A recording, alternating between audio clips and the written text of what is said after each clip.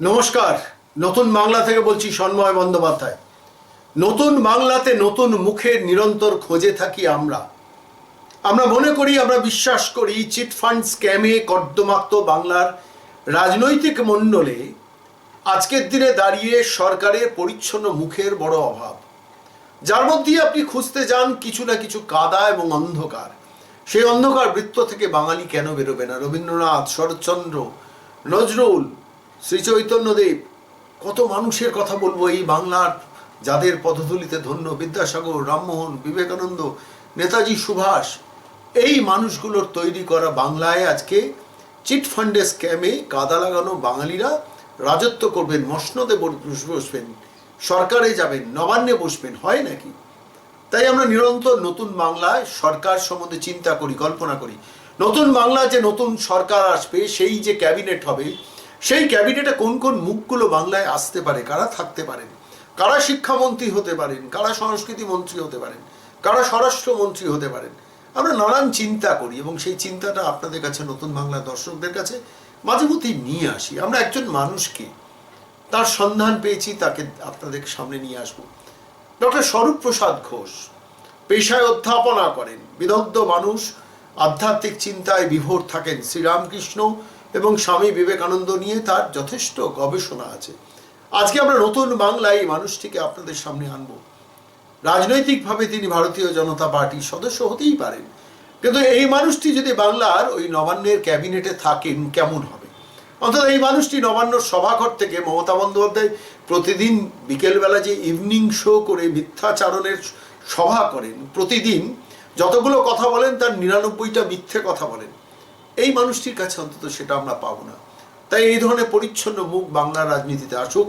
আমরা চাইবো আসুন নতুন বাংলায় আজকে শুনি ডাক্তার স্বরূপ প্রসাদ ঘোষের কথা। আধ্যাত্মিকতা নিয়ে কিছু কথা তিনি বলেছেন, মানুষের বোধ এবং চেতনা নিয়ে কিছু কথা বলেছেন, শ্রী শ্রী রামকৃষ্ণ এবং স্বামী বিবেকানন্দ নিয়ে কিছু কথা বলেছেন। আসুন শুনি ডাক্তার স্বরূপ প্রসাদ ঘোষের কথা নতুন বাংলায়। আপনাকে আধ্যাত্মবাদ যে কথাটা বলা হচ্ছে, তার থেকে আরও যে ভালো শব্দটা আমরা ব্যবহার করি, আধ্যাত্মবোধ। এই বাদ শব্দটা সাধারণভাবে আমরা ওয়েস্টার্ন ফিলসফি থেকে পেয়েছি বলে আমরা বাদটা সর্বত্র ব্যবহার করি। আমাদের ভারতবর্ষের দর্শনে বাদ শব্দ নেই, বোধ শব্দ আছে। দেখবেন বাড়িতে বাবা মা কি বলে, তোর বোধ বুদ্ধি নেই, আর তার সঙ্গে একটা কি বলে, বুদ্ধি শুদ্ধি নেই। রোজ ব্যবহার করি শব্দগুলো। কেন? শুদ্ধ বুদ্ধি নেই, বুদ্ধি শুদ্ধি নেই কথাটার অর্থ হচ্ছে তোমার শুদ্ধ বুদ্ধি নেই। আর বোধ বুদ্ধি নেই কথাটার অর্থ হচ্ছে অন্নময় কোষ, প্রাণময় কোষ, মনোময় কোষ, বিজ্ঞানময় কোষ, আনন্দময় কোষে উত্তীর্ণ হয়ে তুমি যে শুদ্ধ বুদ্ধিতে স্থিত হবে, সে বোধটা তোমার নেই। এই গোটাটা আসতে গেলে যে স্তরে যেতে হবে, সেইটা শ্রীরামকৃষ্ণ বলছেন কাঁচা আমি থেকে পাকা আমিতে, রবীন্দ্রনাথ বলছেন ছোট আমি থেকে বড় আমিতে, আর ওয়েস্টার্ন ফিলসফি বলছেন অ্যাপারেন্ট ম্যান থেকে রিয়েল ম্যানে। এই যে দেশকে ভালোবাসতে গেলে স্বার্থ বুদ্ধি শূন্য হয়ে ভালোবাসতে হবে, যে কথাটা বারবার উঠে আসছে বিভিন্ন বক্তার মধ্যে থেকে, মানুষ স্বার্থবিহীন হবে, এটা তার প্রকৃতি বিরুদ্ধ। ওই শ্রী শ্রী মা বলতেন না, জলের ধারা নিচের দিকে যায়। আধ্যাত্ম বোধ যখন আসে, জল নিচের দিকে যায়, সূর্যের আলো পড়লে ওপর দিকে যায়। সেরকম মানুষের জীবনটা হয় সে অর্থবুদ্ধিতে, নয় সে স্বার্থবুদ্ধিতে, নয় সে কারুর অর্থবুদ্ধি স্বার্থবুদ্ধি নেই, খ্যাতি আছে প্রতি লোভ আছে, নামের প্রতি লোভ আছে, যশের প্রতি লোভ আছে। তো এইগুলো থেকে বেরোতে গেলে 3 হাতের মধ্যে সে বাঁধা পড়ে আছে। সেখান থেকে তাকে বার করতে যদি হয়, তাহলে ওই আধ্যাত্ম বোধটুকু দরকার। এই আধ্যাত্ম বোধটুকু যদি দিতে হয়, এই ছোট আমি থেকে বড় আমিতে যেতে হয়, তাহলে প্রথম দেখবেন যে ডিফারেন্সটা নলেজ আর উইজডমে।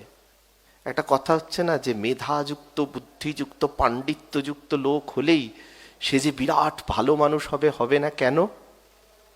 নলেজের একটা লক্ষণ রেখা আছে, ওই পর্যন্ত নিয়ে যেতে পারে। উইজডমের লক্ষণ রেখা আরো ওপরে। যদি খুব সহজ ভাষায় বলতে হয়, স্বামী বিবেকানন্দ নলেজের আলটিমেট স্তরের উদাহরণ, শ্রীরামকৃষ্ণ উইজডমের আলটিমেট স্তরের উদাহরণ। নলেজ থাকলেই উইজডম আসবে না। স্বামীজির নলেজটা উইজডমে পরিণত হয়েছিল কারণ রামকৃষ্ণদেব মাথায় হাত রেখেছিলেন বলে। সাইদ মুজদাবা আলী তার ঐতিহ্য প্রবন্ধে একটা সুন্দর কথা লিখছেন, বেদ উপনিষদের ঐতিহ্য না থাকলে রবীন্দ্রনাথ বিশ্বকবি হতেন না। পূজা, প্রেম, প্রকৃতি, আনুষ্ঠানিক বিচিত্রা, তার সমস্ত গানের মধ্যে সবচেয়ে বেশি লেখা আছে পূজা পর্যায়ে। রবীন্দ্রনাথকে তার সেই স্তরে নিয়ে গেছে যে শ্লোকটি, সেটা হচ্ছে তেন তক্তেন ভুঞ্জিতা মা গৃহা কাশ্য সাধ্যানম। আবার আপনার সেই ঐতিহ্য প্রবন্ধে সাইদ মুস্তাফা আলী লিখছেন যে শ্রীরামকৃষ্ণের ধ্যান ঐশ্বর্য না পেলে স্বামীজি বিশ্বজনকে মোহিত করতে পারতেন না। এই ধ্যান ঐশ্বর্যটাই তার নলেজকে উইজডমে নিয়ে গেছে। এখানে আসতে গিয়ে দেখলাম কয়েকজনের ছবি আছে আপনাদের পটের ওপর, নেতাজি সুভাষচন্দ্রের আছে। একটা গল্প বলি। সিঙ্গাপুর রামকৃষ্ণ মিশনে নেতাজি সুভাষচন্দ্র বোস যেতেন।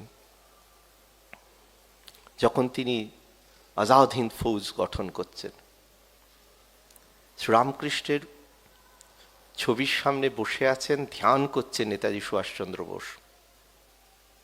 যে গাড়িটায় এসছেন, ড্রাইভারকে এসে ব্রিটিশ পুলিশ জিজ্ঞাসা করছে যে ভেতরে কে গেছে।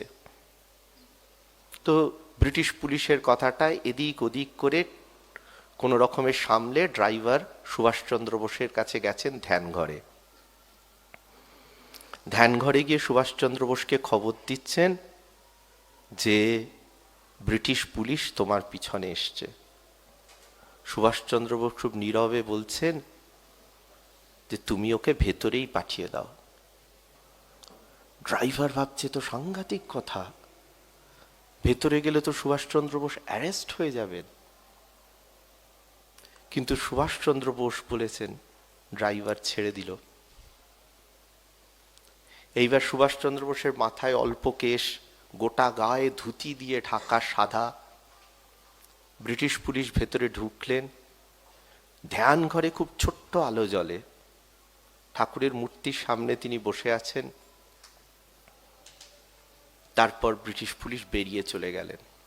সুভাষচন্দ্র বোস তার পরের কথায় লিখছেন যে আমি দেখছিলাম যে কত বড় ব্রিটিশ পুলিশ আছে যে ঠাকুরের সামনে থেকে আমাকে তুলে নিয়ে যাবে।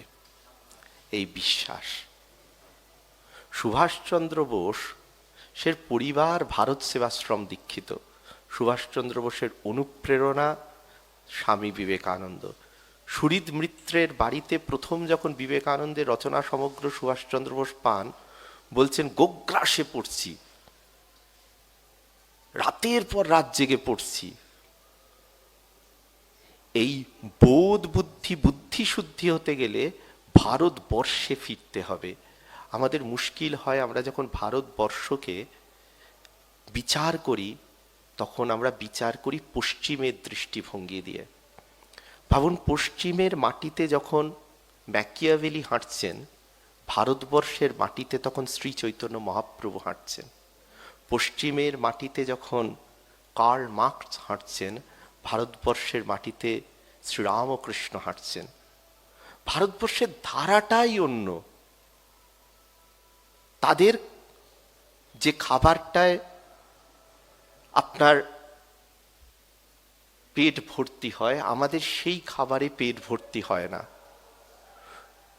তাই জন্য ভারতবর্ষের মানুষের রীতিটাকে আপনার যদি অনুধাবন করেন, তাহলে দেখতে পাবেন সেই অন্ধকার যুগেও আপনি দেখুন এক একটা রাজ্যকে ধরে ঈশ্বর কোটির এক একজন মানুষ সেই ভক্তি মুভমেন্টের সময় কিভাবে রক্ষা করেছেন।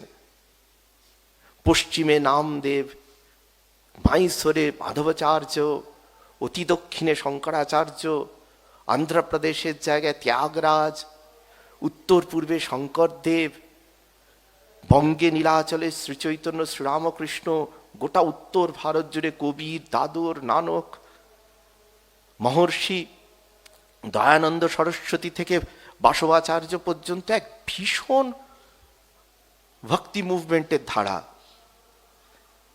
সেই ধারাটা ভারতবর্ষকে ভারতবর্ষে স্থিত রেখেছে। স্বামী বিবেকানন্দ বলছেন না, প্রত্যেক ভারতবাসীর মাথার উপর যদি কুবেরের ধন বর্ষিত হয় এবং ভারতবর্ষ যদি ভগবানকে ছেড়ে দেয়, ভারতবর্ষ মরে যাবে। তাই ভারতবর্ষের এই জায়গাটা বুঝেই আরেকজনের ছবি আছে দেখলাম আপনাদের ওখানে, শ্রী অরবিন্দের। শ্রী অরবিন্দের উত্তরপাড়া স্পিচ কি? 30th মে 1909 শ্রী অরবিন্দ কি বলছেন? I say no longer that nationalism is a creed, a religion, a faith.